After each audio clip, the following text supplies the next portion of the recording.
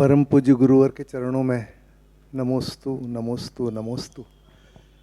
हम Jain engineer society को represent करते हैं और हम लोग यहाँ जो आए हैं उसके पीछे रीज़न यही है कि यहाँ की जो स्ट्रेंथ है, जो इंजीनियर्स यहाँ पे, क्योंकि यहाँ वही पहुँच पाता है बेंगलोर में जिसमें कुछ स्टफ़ है, अदरवाइज़ बेंगलोर हर किसी के बस की बात नहीं है। तो यहाँ तो देश का पूरा क्रीम आया हुआ है और वो क्रीम को हम संगठित करना चाहते हैं। जैन इंजीनियर सोसाइटी शिक्षा, चिकित्सा, सामान्य जागरूकता एवं उद्यमिता के कार्यों में लगी हुई है और ये पिछले 25 वर्षों से इसकी ग्रोथ बहुत स्लो रखी है। हमने एकदम रातों रात ये नहीं बढ़ी है। अभी हम 36 चैप्टर पे ही पहुँचे हैं, जबकि यहाँ पे 100 चैप्टर हो सकते हैं। तो उसके पीछे रीज़न है कि हम स्ट्रांग बेस के साथ में आगे बढ़ रहे हैं। बेंगलोर में भी हम लोग का आने में डिले इसलिए हुआ कि हम लोग ये मान के चल रहे थे कि पहले हमारे पास बहुत अच्छी हिस्ट्री हो और उसको हम यहाँ पे बताएं, क्योंकि जो ज्ञानी हैं उसको कन्विंस करना बहुत डिफ़िकल्ट है। तो इसके लिए हमको ये 25 वर्ष लगे बेंगलोर आने में, और इस बेंगलोर में आने के बाद हमें पूरा विश्वास है कि आप लोग हम आपको कन्विंस कर पाएंगे। और जैसा कि गुरुदेव ने कहा कि हमें कुछ ना कुछ तो सोसाइटी को वापस देना ही है, उसी के अंतर्गत हम लोग यह कार्य कर रहे हैं। और बहुत काम हुए हैं इन 25 वर्षों में। शिक्षा के क्षेत्र में बहुत काम हुए हैं। इतने बच्चे, मतलब सैकड़ों से बाहर करूं मैं, हज़ारों में बच्चे ऐसे हैं जो कब्बशीद होते थे, स्कूलों में नहीं जा पाते थे, पैसा नहीं था, फीस नहीं थी। इस जर्नी के अंदर हमने उनको स्ट्रीम में लाए, उनको स्कूलों में भेजा, पकड़ पकड़ के स्कूलों में भिजवाया, उनकी फ़ीस जमा की, उनके लिए सामान का इंतज़ाम किया। आज वो कोई डॉक्टर है, कोई इंजीनियर है। तो ये जो अचीवमेंट है ये बड़ी अच्छी फीलिंग देता है। इसी प्रकार चिकित्सा के अंदर भी बहुत कार्य हुए हैं। गरीब लोगों के लिए हम सिक्के का अदर पहलू देख ही नहीं पाते हैं। हमारे समाज में ऐसे परिवार हैं जो एक टाइम भी भोजन नहीं कर पाते हैं। जैन बहुत खुददार होता है, वो किसी के आगे हाथ नहीं फैलाता है, और जब हाथ नहीं फैलाता है तो वो कष्ट भी उठाता रहता है। तो ये जो सोसाइटी है उन लोगों को ढूंढ के निकालती है कि जिन्हें आवश्यकता है, क्योंकि लोगों को ढूंढना कि उसे आवश्यकता ये एक बड़ा काम है, ये एक टीम वर्क है। और इसके लिए हम लोग सर्वे सिस्टम करते हैं। हम अपने अपने एरिया में ग्रुप बनाते हैं और पता पड़ाते हैं कौन जैन है और जो तकलीफ़ में है, क्योंकि ये लोग मंदिर में नहीं आते, उपाश्रय में नहीं आते हैं, डरते हैं कि कोई टोक देगा उन्हें, जबकि वो धर्म का पालन पूरा करते हैं। तो ये शिक्षा, चिकित्सा, सामान्य जागरूकता के मामले में हम लोग ट्रैफिक के ऊपर बहुत कार्य कर रहे हैं। ट्रैफिक एक बहुत बड़ी प्रॉब्लम है, सबके लिए प्रॉब्लम है। जो लोग इस पृथ्वी पे हैं वो ट्रैफिक को फेस करते ही हैं। उसके बाद में विद्युत से संबंधित कार्यक्रम भी हम करते हैं, वाहन चालन के बारे में भी हम लोग बात करते हैं। तो सामान्य जागरूकता, घर के अंदर हम कैसे पानी की एक बूंद बचाएं, इसके लिए भी हम जागरूकता अभियान करते हैं। बिजली को कैसे बचाएं, पर्यावरण के लिए हम लोग दिन रात काम कर रहे हैं, बहुत काम कर रहे हैं। इवन पानी को वापस सहेजने के लिए, उसको रिसाइकल करने के लिए, तालाबों को गहरा करने के लिए, पानी को कलेक्ट करना, नेचर ने जो दिया है वो बह नहीं जाए, उसको रोकना, उसको संभालना, ये काम भी इंजीनियर सोसाइटी कर रहे हैं। हमारे अलग अलग विंग्स हैं। सिविल वाले सिविल का काम देख रहे हैं, मैकेनिकल का देखते हैं, इलेक्ट्रिकल, इलेक्ट्रॉनिक्स, मेडिकल साइंस, सबके अंदर कोई ना कोई काम हो रहा है। हर किसी के पास स्ट्रेंथ है, केवल हमें उसको अलाइन करना है। और जैसा कि कल भी हमारी बात हुई थी, हमें अपने विचार अगर मन में उठते हैं तो उसको इम्प्लीमेंट करना चाहिए। हाँ, एक बात हम ऐड करना चाहते हैं। मैं निकेतन जी जो हमारे राष्ट्रीय सेक्रेटरी हैं, मैं उनसे भी एक बात हम ऐड करना चाहते हैं। जैन लोग वैसे जॉब करने वाले नहीं होते थे, पहले नौकरी करने वाले नहीं होते थे, जॉब प्रोवाइड करने वाले होते थे, दूसरों को नौकरी देने वाले होते थे। लेकिन विचित्रता ये है, जितना बड़ा टैलेंट है सारा का सारा ब्रेन जो है अब जॉब की ओर भाग रहा है और आप लोग क्रीम माने जाते हो, तो एक अपने स्वाभिमान को देखने की कोशिश करो। आपके पूर्वज जो हैं हमेशा बड़े बड़े सेठ रहे हैं, दूसरों के लिए, सोसाइटी के लिए, सबके लिए बांटा है, दिल खोल करके दिया है। जब व्यक्ति जॉब ओरिएंटेड हो जाता है तो बहुत उसका विज़न बहुत लिमिटेड हो जाता है, उसकी ग्रोथ ज़्यादा नहीं हो पाती है। तो ये विज़न बनाना सीखो, कैसे हम दूसरों को जॉब देने वाले बन पाएँ, अर्थात बिजनेस की ओर आएँ। तो आपके पास टेक्निकल नो हाउ तो है ही, तो स्टार्टअप की फील्ड में आगे बढ़ो। तो ऐसे ही हमारे पास एक साइवेयर के डॉक्टर श्री अक्षत जी जैन आए थे, अपनी B2B कंपनी को उन्होंने खड़ा किया और लगभग 90 मिलियंस अथवा कितना है, शायद 900 करोड़ की कंपनी उनकी बन गई है। और उन्होंने भी कहा था कि महाराज जी एक ऐसा सेमिनार ऑर्गेनाइज करें पूरे बेंगलोर के इंजीनियर्स को, और जो अभी ऑल ओवर इंडिया में जितने भी इंजीनियर्स हैं और जो इस फील्ड में आना चाहते हैं, जॉब छोड़ कर के बिजनेस में आना चाहते हैं, अपने स्टार्टअप में आना चाहते हैं, तो वो पूरा एक सपोर्टिंग सिस्टम प्रोवाइड कराएंगे। और जेई इसमें भी कुछ करते हैं ना, हाँ, तो अपन मिल कर के जो लोग इसमें स्टार्टअप में इंटरेस्टेड हैं और जिन्हें कोई सपोर्ट नहीं मिल पाता, कैसे इसमें ग्रो करें, तो उस फील्ड में भी आप करें। और जेईए शायद इस फील्ड में भी करता है, तो पता नहीं क्या कर रहे हैं। औरंगाबाद में हमने 3 सेशंस हो गए हैं, अभी 3 सीजन्स हो गए हैं। आईबिज करके एक प्रोग्राम है हमारा, उसमें सारे स्टार्टअप्स को हम इनवाइट करते हैं, उनको इनक्यूबेट करते हैं, उनको समझाते हैं, उनको मेंटरिंग करते हैं और उनके एक कंपटीशन या उनका पूरा पिचिंग करवाते हैं उनसे। तो उनको हाँ फंड अरेंजमेंट्स भी उनके करवाते हैं। तो इस तरह की सर्विसेज भी हम कर रहे हैं, इस तरह का काम भी हम कर रहे हैं। अब ये पूरा एक प्लेटफॉर्म हो जाएगा, सारे लोग एक प्लेटफॉर्म में आ जाएंगे तो बहुत अच्छा हो जाएगा। और होना तो चाहिए B2B में, बिजनेस के क्षेत्र में भी जैन के साथ करे तो उससे कम्युनिटी की ग्रोथ अच्छी होगी। हर व्यक्ति चाहता है लेकिन वो प्लेटफॉर्म खोज रहा है कहाँ मुझे वो रास्ता मिले।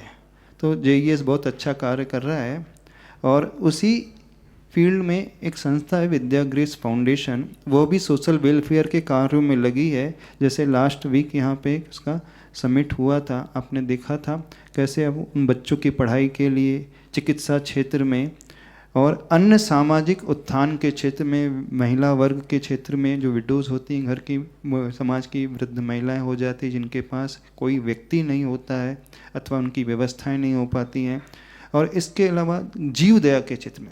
तो विद्या ग्रेस फाउंडेशन एक इनिशिएटिव शुरू किया है कि मनोस्वास्थ्य योजना, अर्थात आज का जितना टैलेंटेड वर्ग है, पढ़ा लिखा वर्ग है, बाहर से बहुत अच्छा नज़र आता है लेकिन अंदर से उतना ही बड़ा खोखला है। बड़े कटु सत्य है, कड़वा सत्य है। आज सबसे ज़्यादा स्ट्रेस, डिप्रेशन के पेशेंट यदि नज़र आएंगे तो पढ़े लिखे वर्ग में, और जो मेट्रोज में रहते हैं। आज सबसे ज़्यादा ब्रेकअप के केसेस नज़र आएंगे तो ऐसे बड़े बड़े शहरों में नज़र आएंगे, पढ़े लिखे लोगों में नज़र आएंगे। पहले लोग इतने पढ़े लिखे नहीं होते थे और ब्रेकअप भी नहीं होते थे, वहाँ स्ट्रेस लेवल इतना हाई नहीं था, एंग्जाइटी के शिकार नहीं होते थे, डिप्रेशन वाले पेशेंट नहीं होते थे। आज हर थर्ड व्यक्ति में ऑन एन एवरेज आपको इस प्रकार की काउंसलिंग कराता हुआ मिल जाएगा। अथवा वो नहीं कराता तो एक फियर उसके भीतर रहता है, लोग क्या कहेंगे, मैं इतना पढ़ा लिखा हूँ, ऐसे डेजिग्नेशन में हूँ और मैं मानसिक रूप से बीमार हूँ। तो सबसे बड़ी समस्या एक होती है आज के ज़माने में, जो बड़ा वर्ग है वो एक्सेप्ट करता ही नहीं है कि मैं मानसिक रूप से बीमार हूँ। जैसे पागल कभी अपने आप को पागल नहीं मानता, एक विशेषता होती है पागल की। ऐसे ही जो मेंटल पेशेंट होते हैं, उस स्टेज के नहीं, पागल की भी कई कैटेगरी होती है, 0 से लेकर 100 तक। जो 100 डिग्री में आ जाता है तो 100% पागल हो जाता है, और 70 से 60 वाले तो 50 से 70 की रेंज में तो बहुत सारे मिलेंगे। जो एंग्जाइटी, स्ट्रेस आदि है, ये फियर है, सब उसी का परिणाम है और कुछ नहीं है।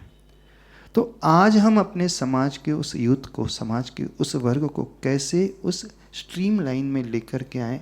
बाहरी धर्म तो बहुत सारे लोग करते हैं, पूजा वाला धर्म, मंदिर में जाने वाला धर्म, लेकिन सही धर्म वो कहलाता है जब व्यक्ति अपने आनंद वाले स्वभाव में रहता है, हर परिस्थिति का सामना करना सीखता है, परिस्थिति से जो घबराता नहीं है, लोड ज़्यादा नहीं लेता है, बड़े आनंद में जीता है। तो एक इनिशिएट विद्या ग्रेस फाउंडेशन ने भी किया है कि हम उन लोगों की काउंसलिंग कराएं, बच्चों के लिए कैरियर काउंसलिंग प्लस जो युवा वर्ग है अथवा ओल्ड एज पर्सन है उनके लिए पर्सनल काउंसलिंग, तो उसी क्षेत्र में बॉम्बे से कुछ लोग आए हैं, पापड़ीवाल जी, और उन्होंने बुक्स भी लिखे। उनको हम चाहते हैं ये लोग भी इसके संगठन के साथ जुड़ाएं, चाहे JES हो, चाहे विद्याग्रेस फाउंडेशन अथवा समाज का कोई वर्ग। जब हम सब मिलकर के कार्य करेंगे तो हमारा पर्पस जो है सबका अपलिफ्टमेंट होना चाहिए।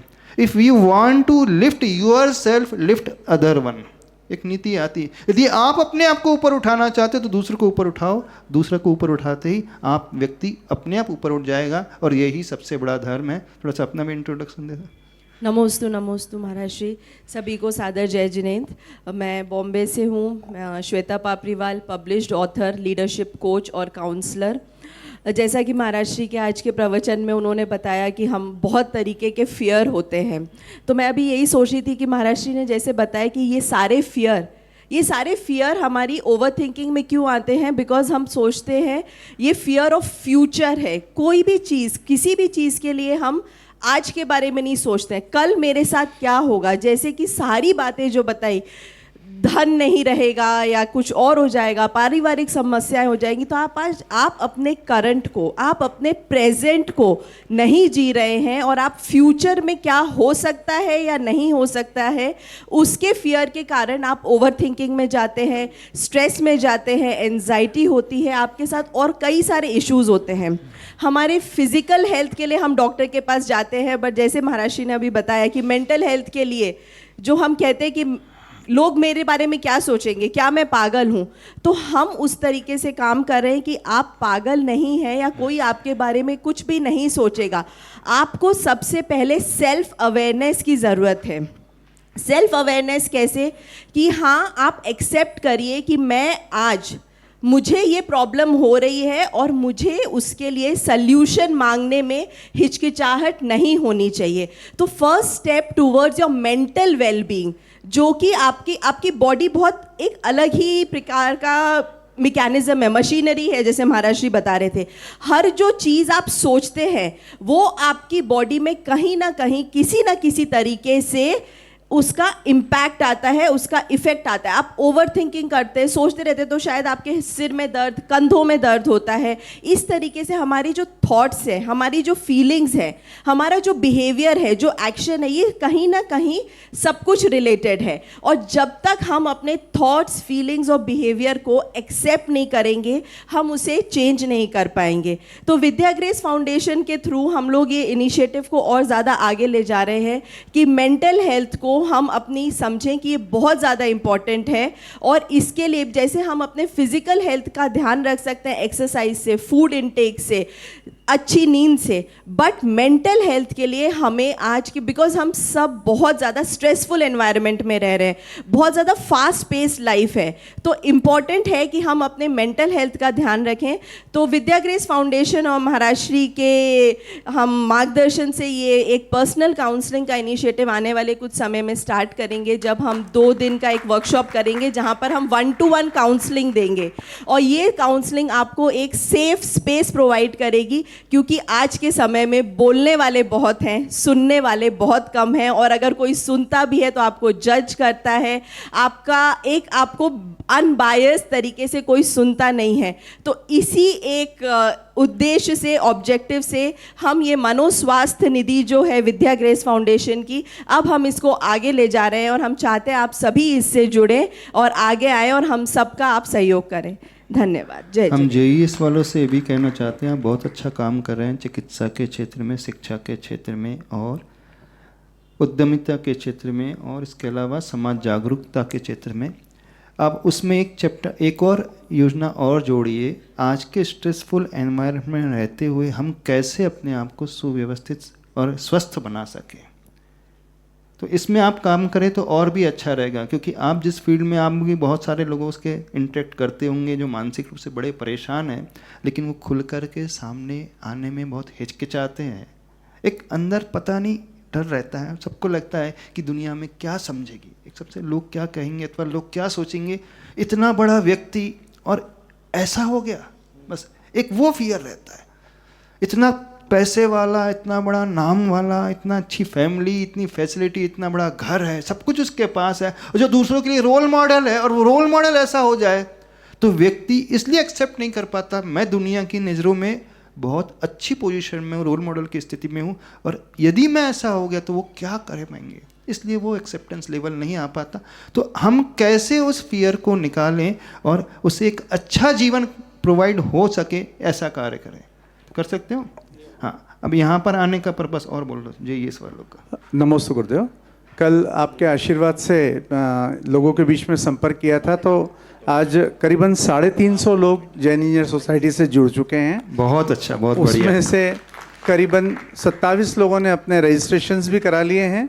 ये पूरा कार्यक्रम एक उसके अंदर में जो रह गया था राजन जी से, वुमेन एंटरप्रेन्योरशिप, मतलब अपने समाज की जो महिलाएं जो कमज़ोर वर्ग से, उनको भी हम आर्थिक सहायता प्रदान करके उनको भी एंटरप्रेन्योरशिप के उसमें फील्ड में ला रहे हैं। और नए जितने भी यहाँ पे भी जो लोग हैं, आज सभी जितने भी एम्प्लॉई है, सबके ऊपर AI की तलवार लटक रही है। हर आदमी घबरा रहा है कि उसका जॉब सुनिश्चित है या नहीं है, कल उसको कहाँ जाना पड़ सकता है। तो हम ये इंश्योर कर रहे हैं लोगों को कि आपको हम जॉब की अच्छी फैसिलिटीज़ प्रोवाइड करेंगे, अच्छे मेंटरशिप करेंगे, और नए नए स्टार्टअप्स भी हमारे जैन इंजीनियर सोसाइटी के माध्यम से उपलब्ध होंगे। हमारी तो ये भावना है, भारत देश में जितने भी ऐसे ऑर्गेनाइजेशन, चाहे JES है, चाहे विद्याग्रेस फाउंडेशन है, अथवा और भी जो है सोशल वेलफेयर के काज में आगे बढ़ कर के कार्य करना चाहते हैं, सब एक सूत्र में बनकर मिलकर के करेंगे तो बहुत अच्छा रहेगा। क्योंकि अल्टीमेट सबका गोल यही है कि हम सोसाइटी के लिए क्या लौटा पा रहे हैं, अपने साथ साथ हम दुनिया के लिए क्या कर पा रहे हैं। और जब हम दूसरों के बारे में सोचेंगे तो आचार्य भगवान का जो सूत्र है, यही सक्रिय सम्यक दर्शन कहलाता है। यही सम्यक दृष्टि की पहचान कहलाती है कि वात्सल्य की भावना उसके भीतर है। वो दूसरों के दुख को अपना दुख मानता है, उसकी पीड़ा को अपना मानता है। और जब हम दूसरों की पीड़ा को अपना मानेंगे तो जैसे हम अपने वालों के लिए सब कुछ करने को तैयार हो जाते हैं, वैसे ही समाज का अन्य वर्ग जो है उसके लिए भी हम अपने वाले करने के लिए तैयार हो जाएंगे। और तब कहीं जाकर के वसुधैव कुटुंबकम की जो नीति भारतीय संस्कृति की है वो फलीभूत होगी। और ये सामान्य बात नहीं है, जो ऐसी भावना अपने भीतर पैदा कर लेता है, शास्त्र कहते हैं वही तीर्थंकर प्रकृति को बांधने वाला होता है। जितने भी तीर्थंकर होते हैं, बनते हैं, कैसे बनते हैं?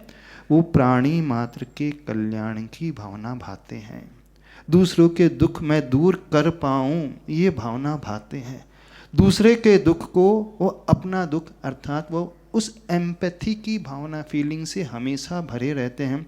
तो ये जितनी भी ऑर्गेनाइजेशन है वो उस एम्पैथी की भावना की फलस्वरूप हमें नज़र आ रही हैं। सब मिलकर के कार्य करेंगे तो हम समाज के लिए, मानव जाति के लिए, प्राणी मात्र के लिए कुछ अच्छा प्रोवाइड करा पाएंगे। बहुत अच्छा, ठीक है। नमस्ते गुरु। हाँ सर।